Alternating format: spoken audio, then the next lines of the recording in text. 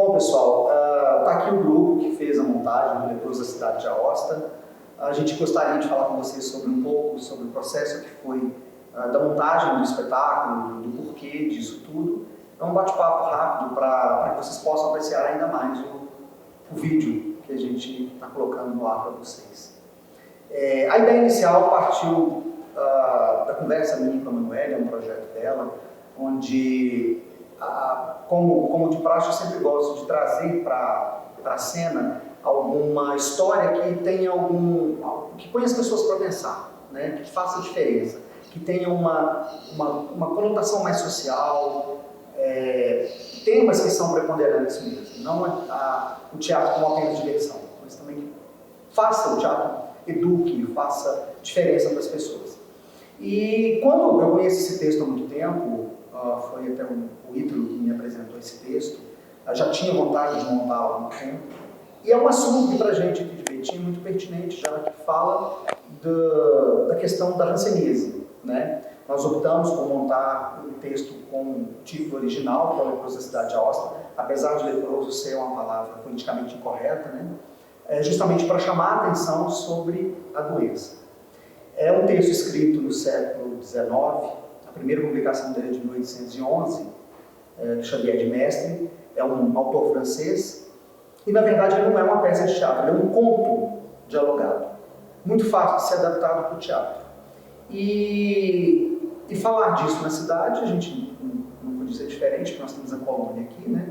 É uma coisa muito próxima da nossa realidade. Obviamente que, como é tratado, como o texto é tratado, e a gente conservou o máximo possível a originalidade dele, ele é datado, né? Ele não é um texto atual. Ele fala da época onde as pessoas tinham muito medo. Então fala do isolamento social, que não existe absolutamente nada mais atual, né, nesse momento. E conversando com ela topou de fazer a montagem, e aí convidamos o Léo e o Marco para estar junto com a gente e poder chegar nesse ponto, né?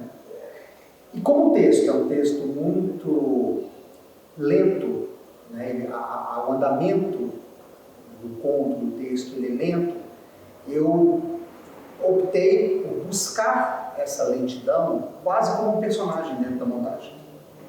E aí, fomos beber lá na fonte do teatro oriental, do teatro novo, e fazer essa mistura, né, de um texto de um autor francês que se passa na Itália e com um andamento oriental. Porque o andamento me interessava para ter essa coisa lenta que o espetáculo pedia, que ele pede. Essa foi a proposta de direção, foi por onde a gente seguiu. Então, os estudos nossos foram muito buscando essa minúcia do teatro oriental, a minúcia através do silêncio, do movimento lento, da palavra, quando ela sai para ser, fazer parte, fazer-se entender melhor. Ok? Fique à vontade. Bom, para a concepção do personagem, que é o personagem título, né, que eu faço, que é o leproso, o que mais me preocupava era cair num estereótipo, né, muito gritante, que é uma coisa que eu conversei muito com o Marcelo para que não fosse a tônica dessa encenação. Mas, de qualquer forma, eu acho que trazer esse personagem para a cena é importante como o Marcelo falou, nesse contexto que a gente vive, independente da pandemia, mesmo porque a gente montou um espetáculo antes da pandemia, né, a gente fez algumas apresentações antes da pandemia, era muito importante a gente dizer, por meio desse personagem, sobre a necessidade ou a capacidade do ser humano de segregar, de excluir o outro de acordo com a sua ignorância, de acordo com o fato de não conhecer realmente como que é a vida do outro, né? Não se dedicar a dar importância à realidade de um doente como esse. Por isso, reforçando o que o Marcelo falou, foi importante a gente manter o termo leproso que é politicamente incorreto hoje em dia, mas que para aquela época era o termo que carrega toda essa ignorância em torno da doença que a gente está retratando em cena.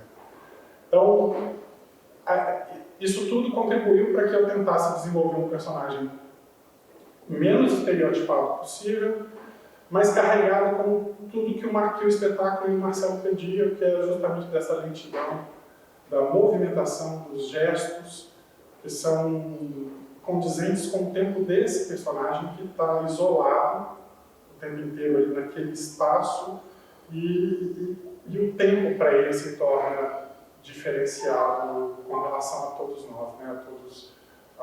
a todas as outras pessoas, a toda a comunidade que cerca esse personagem.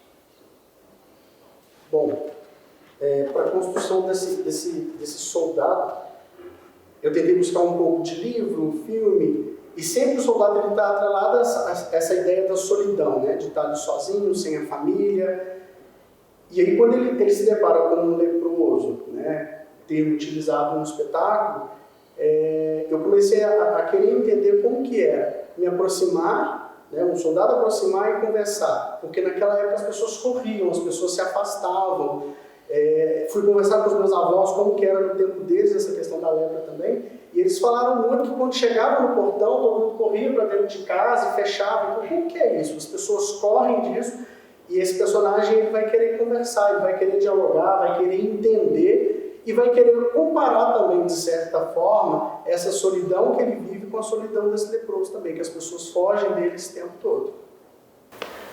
Então, a minha personagem, na verdade, são dois momentos, né, distintos. Primeiro, é uma narradora, né, introduzindo um pouco da história, e no segundo momento é a irmã do leproso, né, que inicialmente é uma personagem que não está no texto original, e na nossa adaptação ela foi criada, e é uma figura ali presente, quase que paternal, né, do irmão, e que cuida dele, do ambiente ali em que ele se encontra, e tenta não deixá-lo sozinho, né?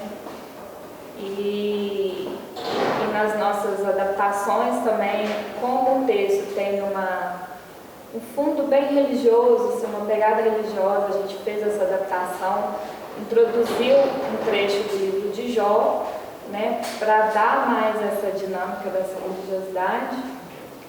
E a minha preparação, assim, conforme o Marcelo falou, que tem um pouco, né, da cultura japonesa, então eu vi filmes, né, que a pegada da geisha ali para trabalhar essa leveza, essa questão, né, dos movimentos da geisha, toda a leveza dela, o gestual, e pesquisas também, né, para conseguir retratar um pouco dessa cultura que tem essa pegada aí do oriental, né? Uma coisa bacana de dizer também é sobre o próprio figurino, né? A pesquisa de figurino que foi realizada no projeto. É uma amiga nossa que realizou o figurino, a Pauline Braga, e ela justamente foi buscar essa coisa do kimono, uma coisa mais oriental para o figurino, trazer para o figurino, para a maquiagem, né? Essa questão mais oriental. Então são kimonos estilizados, na verdade, né? Que tanto o personagem principal quanto a irmã, que está em cena como uma sombra quase que perpassa o espetáculo, ela foi buscar, beber nessa fonte da questão mais tradicional do teatro né, dos kimonos, dar uma estilizada nisso para trazer para a cena. Já o contraponto figurino do soldado foi uma pesquisa mesmo da Revolução que a gente conseguiu apurar através de pesquisas, né, da época. Então é um figurino muito que remete ao figurino mesmo da época onde aconteceu, onde o texto se passa, nas proximidades de onde ele se passa. É o caminho que o soldado está fazendo para ir para a guerra. Eu acho que esse figurino ele até veio para ajudar um pouco também reduzir um pouco o tempo do espetáculo, né, para não ser aquele espetáculo agitado. Porque uma dificuldade que eu encontrei foi isso, essa questão do tempo. É encontrar o tempo correto para poder entrar com o texto respeitando essas outras duas imagens que você tem dentro do texto comigo, para não ficar muito correndo e os outros. Então, até o próprio figurino, ele me ajudou muito com isso, assim, a reduzir isso, esse movimento mais contido, para poder entrar com o texto nos momentos mais certos, assim, mais precisos. Tem um aspecto que eu acho que é muito importante do espetáculo, que torna, apesar de ele ter sido escrito há muito tempo atrás, torna ele de uma certa forma coerente com o nosso tempo, que é a questão do preconceito, né? Eu falei sobre essa ignorância que as pessoas desenvolveram em torno de algum assunto, que é o caso da doença, que leva ao preconceito, né? A gente desenvolver um conceito sem saber da vida do outro. E aí eu falo de preconceito, seja ele qualquer que seja que a gente viva hoje. O racismo, a homofobia, o preconceito, né, contra a mulher, qualquer que seja ele, diz respeito sobre a nossa incapacidade de compreender a realidade do outro, né? O preconceito surge muito daí. Conhecer o outro, conviver com o outro, significa que eu preciso respeitar a existência de cada um. Muitas vezes eu não aceito aquela condição de vida, mas isso é uma condição que o outro possui enquanto cidadão. Então, ele tem todo o direito de ter essa postura e ter essa conduta de vida. E o respeito é o que vai quebrar todo esse preconceito que a gente vive hoje em dia. Então, por isso que eu acho que o espetáculo tem uma contemporaneidade nesse sentido. Em relação ao cenário, o que é proposto, né, pelo conto e pela adaptação é um jardim da casa do leproso, onde ele vai ter essa conversa com o soldado, e é um jardim muito bem cuidado. É uma das coisas que ele se gaba muito, é de poder cuidar bem do jardim, né, de poder oferecer as flores, de cultivar flores diferentes. Dentro disso, a gente foi buscar um jardim bem estilizado mesmo, com elementos orientais, que é próprio do espetáculo, né, da linha que a gente quis seguir o espetáculo, mas também trazendo elementos de um pouco da característica dessa solidão dele, da forma distorcida que as pessoas veem a doença e que a própria doença faz com que a pessoa seja distorcida. Então, todas essas simbologias, esses elementos, a gente trouxe para o cenário também, para poder conversar com o figurino, com a interpretação, com a música, enfim, para que o espetáculo tivesse, fosse bem uníssono, né? bem costurado. A ideia toda do espetáculo é que acontecesse dessa forma. Então, espero que vocês apreciem o espetáculo O Leproso da Cidade da Aosta.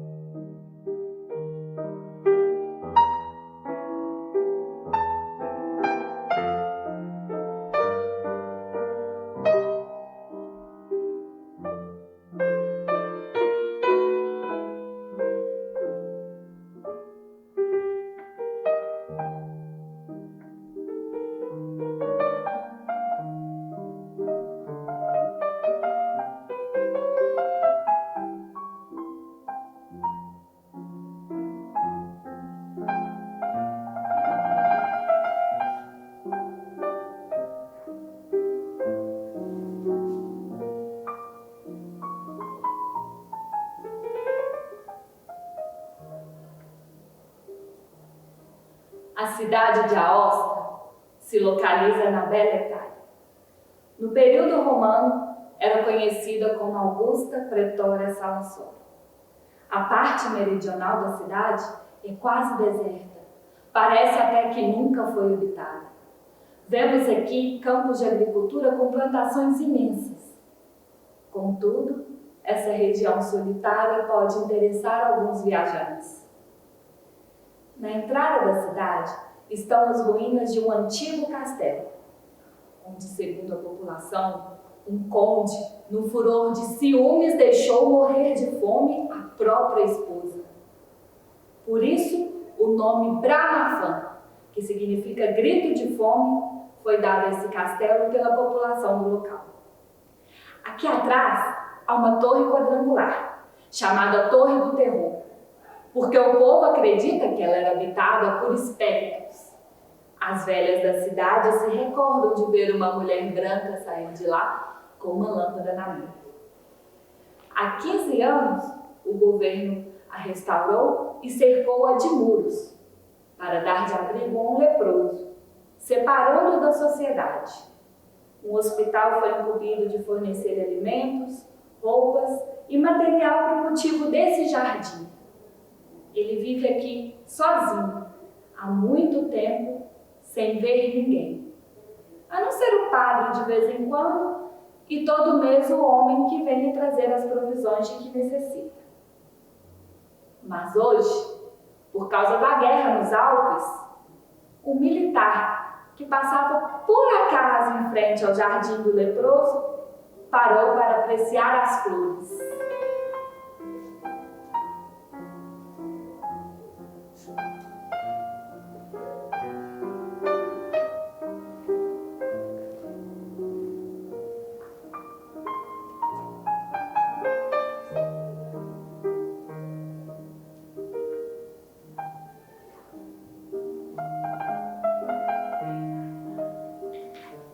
Quem é?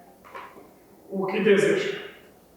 Desculpe, sou estrangeiro e o agradável aspecto do seu jardim me levou talvez a cometer uma indiscrição. De modo algum pretendo perturbá-lo. Não se aproxime. O Senhor está diante de um leproso. Seja qual for o seu mal, eu não me afastarei. Eu nunca fugi dos condenados.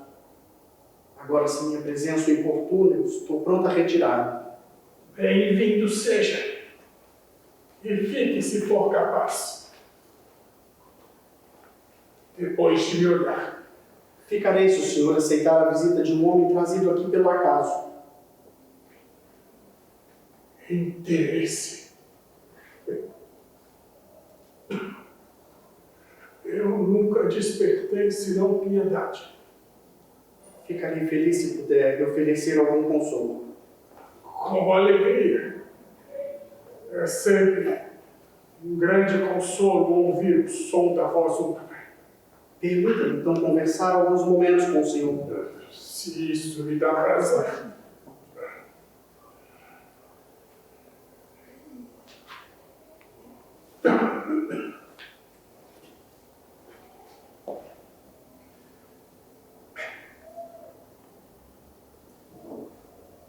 Cultivo alguns canteiros de flores. O senhor encontrará entre elas algumas bastante raras.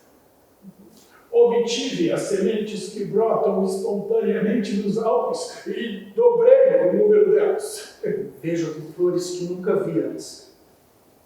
Se gosta de algumas dessas flores, pode pegá-las sem receio. Não correrá nenhum risco. Eu semeio, rego e cuido de todas. Mas nunca ponho a mão. Mas por quê? Poderia contaminá-las e não poderia mais oferecê-las a ninguém. E a quem o senhor as oferece? As pessoas que me trazem provisões do hospital não têm receio de fazer ramalhetes com elas. Uma vez ou outra também os meninos da cidade vêm até a porta de meu jardim. Mal os avisto e subo para a torre, com medo de amedrontá-los ou de contaminá-los. Da minha janela vejo-os brincar e apanhar algumas flores. Quando se vão, eles levantam os olhos para mim e dizem sorrindo: "Bom dia, leproso." Isso me alegra um pouco. Aqui é muito calmo. É bom para meditar e estar só. Daqui vejo as colinas e os lavradores nos campos. Vejo tudo o que se passa. E não sou visto por ninguém. Admira a tranquilidade e a solidão deste lugar. Você está numa cidade e parece estar num deserto. Em qualquer parte, pode-se estar só. O que aconteceu para o senhor vir parar aqui? Nasci à beira-mar, mas fazem apenas 15 anos que moro aqui. Quanto à minha história, não passa de uma longa calamidade. E o senhor sempre viveu só? Meus pais morreram quando eu era criança. Nunca os conheci. Uma irmã que me restava morreu há 2 anos. Nunca tive um amigo. Coitado. É a vontade de Deus. Qual o seu nome?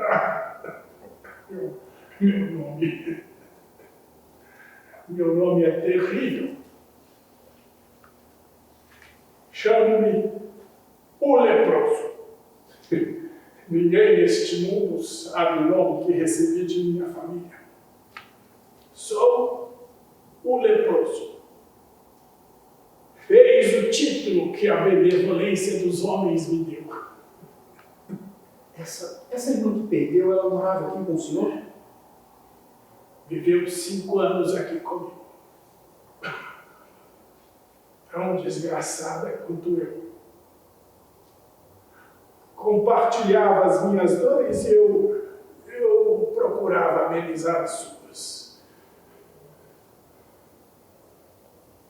O que o senhor faz aqui nessa solidão tão profunda? O que faço? O que faço pode parecer muito monótono para o homem do mundo. O senhor conhece tão pouco desse mundo que nunca me deu felicidade. Às vezes eu sou solitária por vontade própria. Talvez entre nossas ideias algumas semelhanças. No entanto, eu devo confessar que uma solidão eterna assusta. O sentimento de solidão é abrandado pelo trabalho.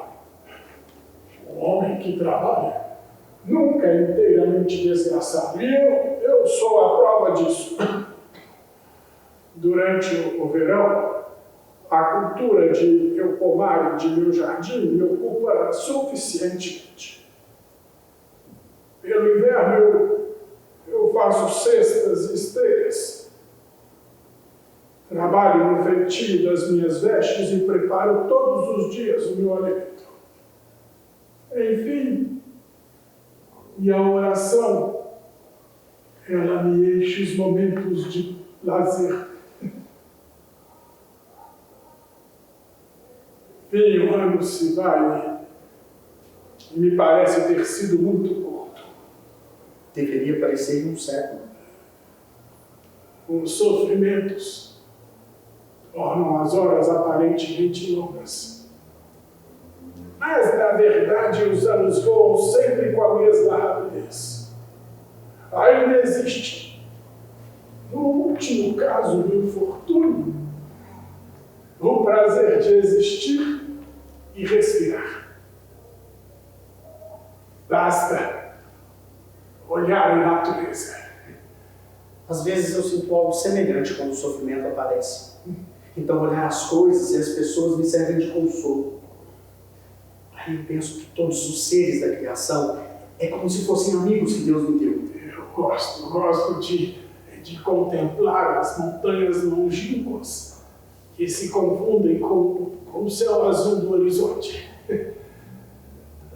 Assim como o futuro, a distância faz nascer em mim um sentimento de esperança. O meu coração oprimido acredita existir talvez um lugar muito longe, onde eu, no futuro, poderei gozar a felicidade da convivência. Acredito que foi preciso muito esforço, aceitar o seu destino e não se entregar ao desespero.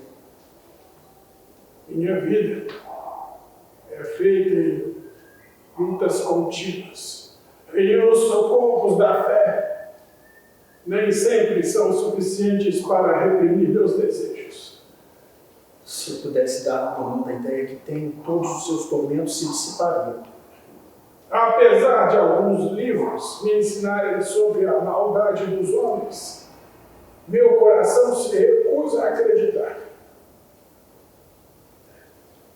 Imagino sempre amigos fiéis, casais em harmonia, felizes, favorecidos pela saúde, a riqueza e a mocidade. No começo das primaveras, me vem sempre um sentimento de felicidade imensa. Que eu poderia gozar, mas me é sempre recusada. Evito ser visto por estes homens, e do alto da colina, escondido entre as árvores, meu olhar se derrama sobre a cidade de Aosta. Vejo de longe seus felizes habitantes com inveja.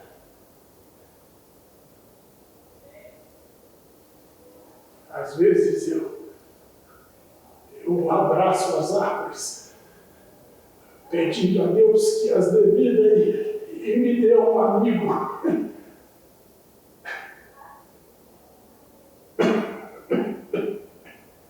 Mas árvores são mudas. Exponho a Deus meus tormentos e a oração me traz um pouco de tranquilidade. Sofro ao mesmo tempo dos males da alma e do corpo. Os do corpo não são os mais cruéis. Os males do corpo lhe dão treva. Todos os meses, eles aumentam e diminuem com as fases da lua. Quando ela começa a surgir, eu sofro mais. Depois diminui. Minha pele seca e embranquece. Quase deixo de sentir o meu mal se não fossem as insônias. Perde o sono por causa da doença. O Senhor não pode imaginar como é longa e triste uma noite inteira sem dormir. A ideia fixa. E o futuro sem esperança. Ninguém pode compreender isso. À medida que minhas inquietações aumentam, é de acordo com o avanço da noite. E quando ela está perto de chegar ao seu fim, eu tenho uma impressão de que uma força irresistível me puxa para um abismo sem fundo. É uma sensação que ultrapassa todas as outras dores. É possível que o senhor tenha febre durante essas noites de insônia. Como eu gostaria que o senhor estivesse dizendo a verdade. Penso que possa ser sintoma de loucura.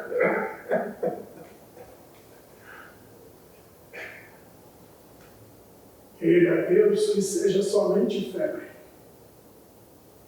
Confesso que jamais teria feito ideia de uma situação igual à sua. Penso, porém, que ela devia ser menos triste quando sua irmã era viva. Só Deus sabe o quanto perdi com a morte de minha irmã. O Senhor não tem medo de ficar tão perto de mim? Sente-se mais longe. Eu ficarei de costas e conversaremos sem nos ver. Por quê? Não, fique perto de mim. Cuidado! O Senhor ia apertar a minha mão. Sim. Seria a primeira vez que alguém apertaria a minha mão. O quê? Meu Deus. Sem ser essa sua irmã, o senhor nunca teve outra amizade? Para a felicidade dos homens, não me resta ninguém parecido comigo no mundo. Desculpe. Os desgraçados gostam de falar de seus sofrimentos. Por favor, fale. O senhor me disse que uma irmã vivia aqui e que ela o ajudava. Era o que ainda me prendia aos seres humanos. Quis Deus deixar-me só e isolado dentro do mundo. Sua alma era digna do céu. E seu exemplo me servirá de força contra o desânimo. Mas vivíamos quase sempre separados. Mas por quê? Quando minha irmã foi diagnosticada com essa doença que matou toda a minha família e veio parar aqui, nunca nos tínhamos visto. Mas o receio de agravar seu estado me aproximando me fez afastar dela. A lepra lhe atingira apenas o peito e eu mantinha a esperança de vê-la curada. Uma cerca viva dividia o jardim em duas partes. Eu mesmo construí uma pequena trilha de cada lado. Assim podíamos passear e conversar sem nos vermos e sem nos aproximarmos.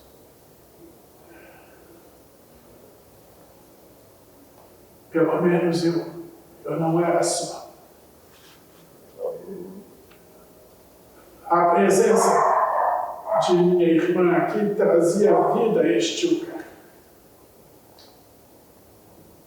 Agora estou sozinho. E não há vida em torno de mim. Devem ter sido tristes os primeiros dias de sua morte.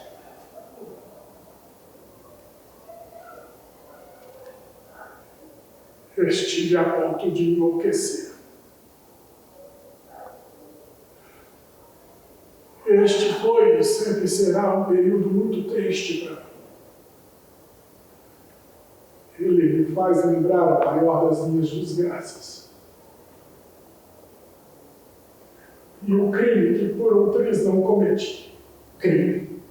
Não posso acreditar. É a pura verdade.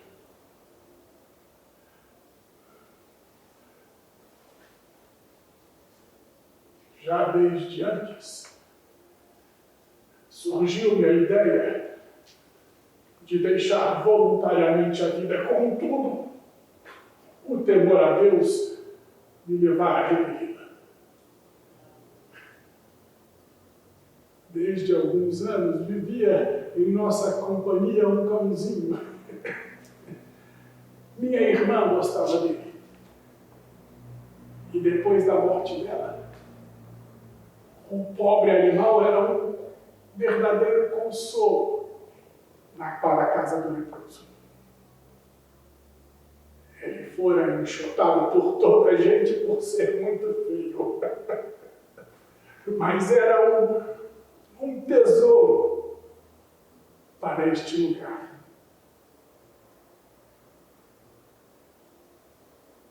Minha irmã pusera-lhe o nome de milagre. E suas constantes alegrias muitas vezes nos distraíram de nossos sofrimentos. Eu nunca podia imaginar que ele pudesse fazer algum mal a alguém. Mas alguns habitantes, crentes de que o animal pudesse espalhar entre eles o germe da minha doença, resolveram apresentar queixa à autoridade, que mandou matar imediatamente meu cão.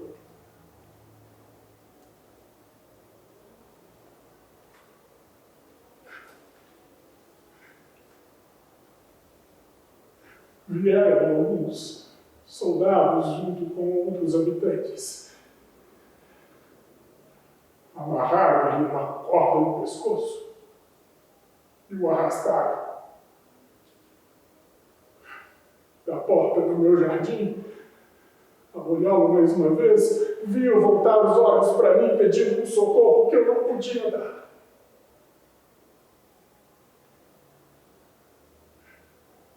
Pretendiam afogá-lo no rio. Mas as pessoas que esperavam lá fora o abateram em pedradas.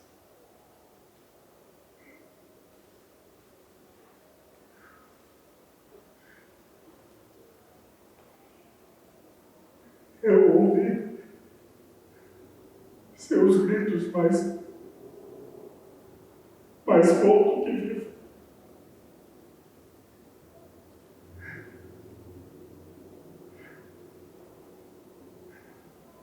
Minha dor não permitiu ver aquela ordem uma barbárie inútil.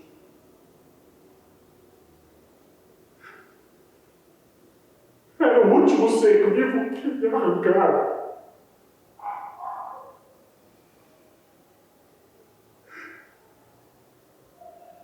Para mim já não há mais. Para mim já não há mais vida sobre a terra.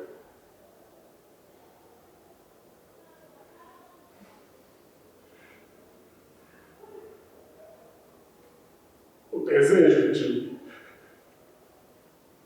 de me destruir apoderou-se de mim e decidi atear fogo à minha habitação e deixar-me consumir com tudo aquilo que pudesse representar qualquer lembrança de mim. Peguei uma lamparina, resolvido atear fogo à minha casa. Fui até o quarto mais baixo, levando comigo ramos secos. Era o quarto de minha irmã. Avistei sua Bíblia. E pegando, eu encontrei seu cordão e uma carta.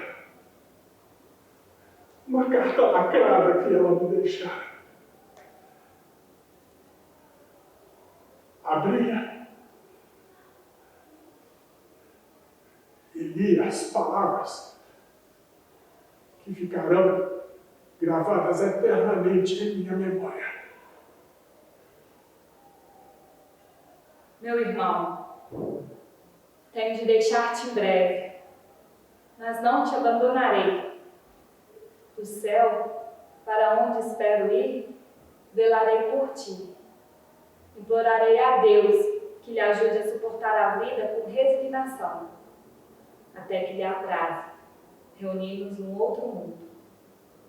Então, poderei aproximar-me de ti e nada nos poderá separar. Deixo-te um cordão que trouxe comigo a vida inteira.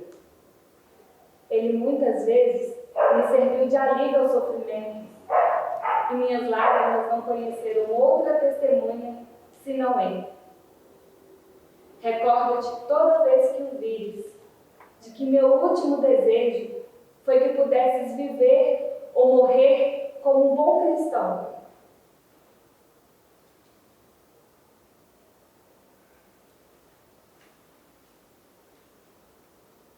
Carta querida.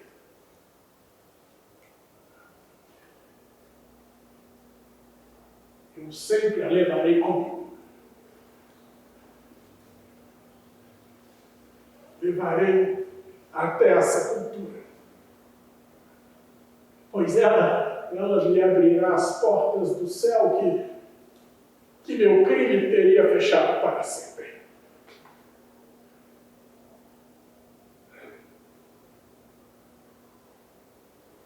Quando as minhas ideias se aclararam, eu senti mais paz. Voltei para o meu quarto mais tranquilo. E durante a noite, durante toda a noite, eu li o livro de Jó.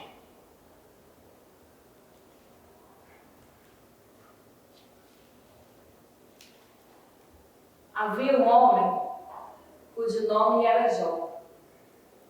Ele era reto, sincero, temente a Deus e desviava-se do mal. E nasceram-lhe 7 filhos e 3 filhas. E era seu gado de 7.000 ovelhas e 3.000 camelos, 500 juntas de bois e 500 jumentos. Era também muitíssima gente ao seu serviço, de maneira que este homem era maior do que todos os do Oriente.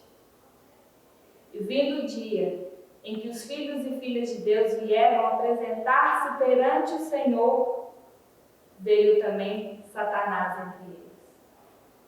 E o Senhor disse a Satanás: observastes tu a meu servo Jó? Porque ninguém há na terra semelhante a ele, homem reto, sincero, temente a Deus e desvia-se do mal. Satanás disse ao Senhor: porventura teme a Deus Jó debalde? Não cercastes tu de bens a tua casa e a tudo quanto tem? Por obra de suas mãos o abençoastes, e o seu gado está aumentando aqui na terra? Mas toca-lhe em tudo quanto tem, e verás se não blasfema de ti na tua face. O Senhor disse a Satanás: pois tudo quanto tem está em tuas mãos, somente contra ele não estendas a tua mão. E Satanás saiu da presença do Senhor. E sucedeu o dia em que os filhos e filhas de Jó comiam e bebiam na casa do seu irmão primogênito. Veio um mensageiro a Jó e lhe disse: os bois lavravam e os jumentos passeam junto a eles. Eis que deram sobre eles o povo sabeu, e os tomaram, e aos moços feriram ao fio da espada. Somente eu escapei para lhe trazer a mão. Veio outro e disse: fogo de Deus caiu do céu e queimou as ovelhas e os moços. Somente eu escapei para lhe trazer a nova. Estando este ainda falando, veio outro e disse: ordenado pelos cadeus, 3 bandos tomaram os camelos e aos moços feriram ao fio da espada. Somente eu escapei para te trazer a nova. Estando este ainda falando, veio outro e disse: ordenado pelos cadeus, 3 bandos tomaram as ovelhas e aos moços feriram ao fio da espada. Somente eu escapei para lhe trazer a nova.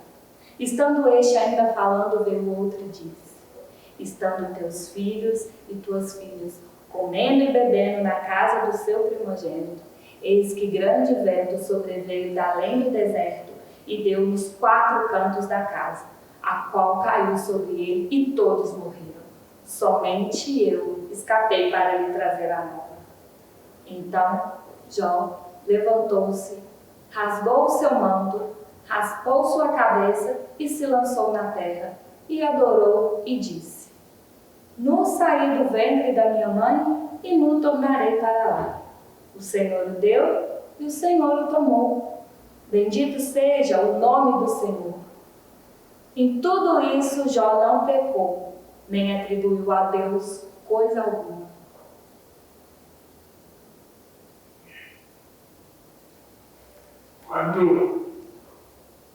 Quando minha irmã era viva, eu nunca tinha experimentado esse sentimento de desespero, pois saber que ela estava por perto me acalmava.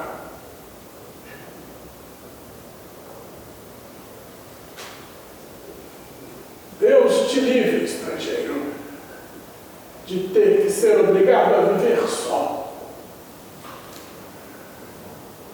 Minha irmã já não existe, mas os céus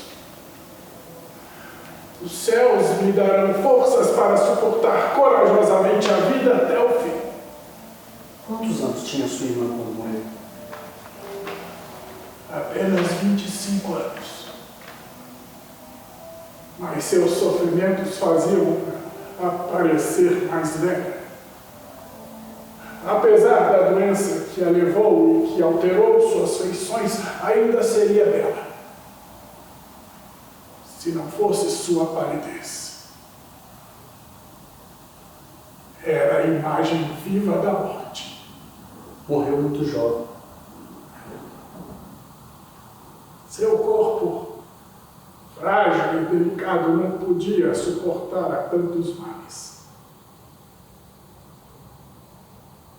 Eu sabia que tinha que perdê-la. Um mês antes, ela ficou mais fraca, desmaiava frequentemente. Uma noite estava em sua poltrona. Eu sentei-me perto dela e no escuro tivemos nossa última conversa. Por que você está chorando?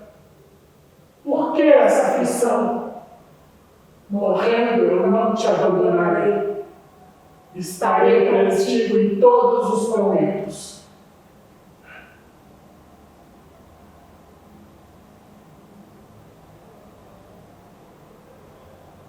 Durante 3 horas amparei. E estas foram as suas últimas palavras.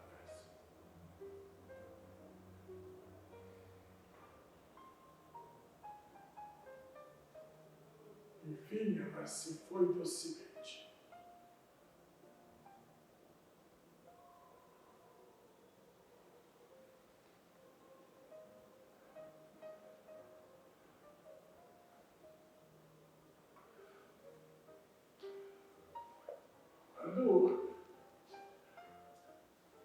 Quando a aflição ou o desânimo se aproximarem de você, lembre-se do solitário da cidade de Aosta.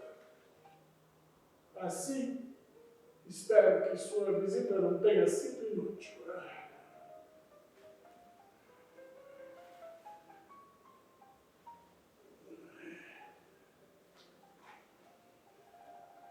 O senhor nunca apertou a mão de ninguém. Faça o favor de apertar a minha. É a mão de um amigo.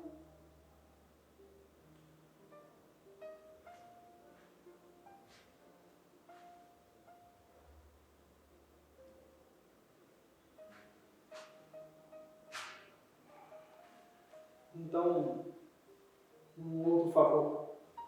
Eu vou partir, talvez por muito tempo não nos tornemos a ver. Não poderíamos, com as precauções necessárias, trocarmos cartas? Isso lhe seria uma distração e para mim um grande prazer. Para que iludir? Eu não devo ter outra companhia senão a minha. Outro amigo senão Deus. Nele nos tornaremos a ver.